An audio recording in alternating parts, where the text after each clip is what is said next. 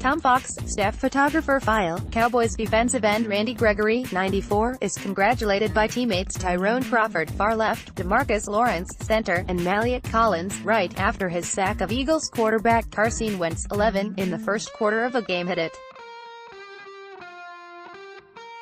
9, 2018. Tom Fox, The Dallas Morning News. With the Cowboys slated to pick at number 58, projections are likely to be all over the map.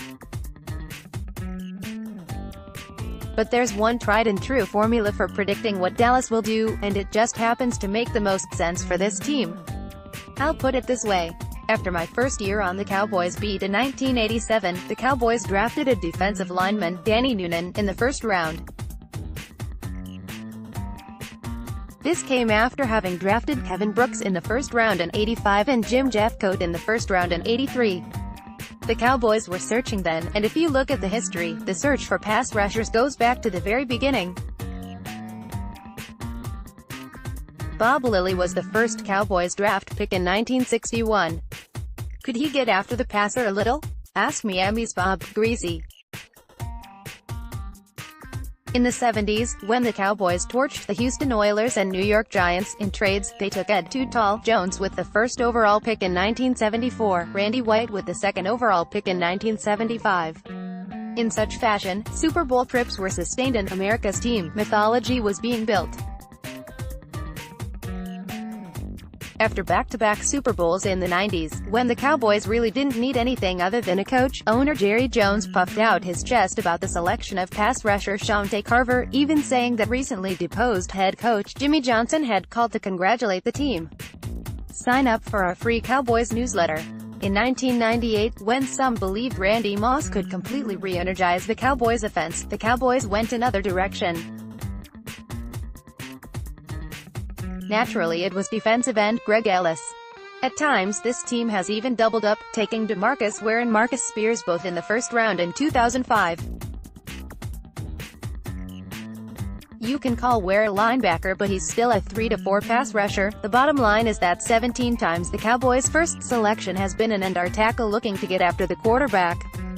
And since the biggest news in recent days was not that Jason Witten was returning, but that Randy Gregory, at least for an indefinite period of time, won't be, filling out that D-line has to be priority no. 1 this spring. The Cowboys, of course, have one premier defensive end. DeMarcus Lawrence was regarded as the no. 1 free agent this offseason, a status the club prevented him from achieving by placing the franchise tag on him Monday. He made more than $17 million last year, would make over $20 million as a franchised player in 2019 and has said he will not accept the tag. But these tags, for the Cowboys and others, simply give teams until July to work out long-term deals for franchised players. After getting off to a fast start, the Cowboys leveled off and finished right in the middle, tied for 16th with 39 sacks.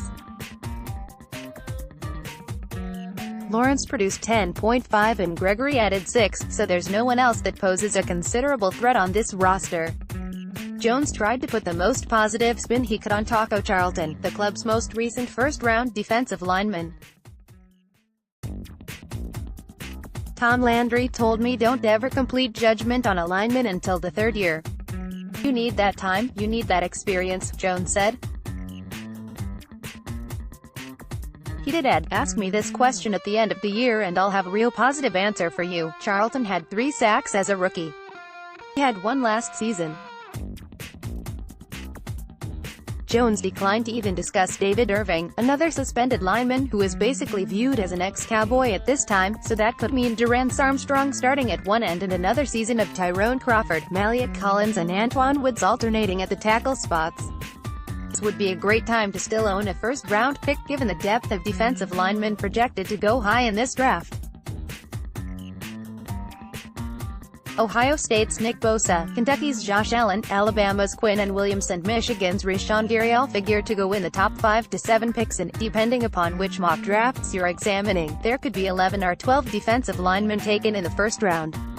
The Cowboys aren't precluded from trading back into the round, but realistically, what can they offer to make that happen? Next year's first-round pick and something else attached would be a heck of a gamble. But the combine that ended Monday showed that plenty of players with their hand on the ground are ready to get after NFL quarterbacks. Since tight end makes little sense in the second round for this season, go with the traditional pick. Understand that in round 2, you aren't getting Lilly or White or Ware. How about an upgrade on Kavika Pittman?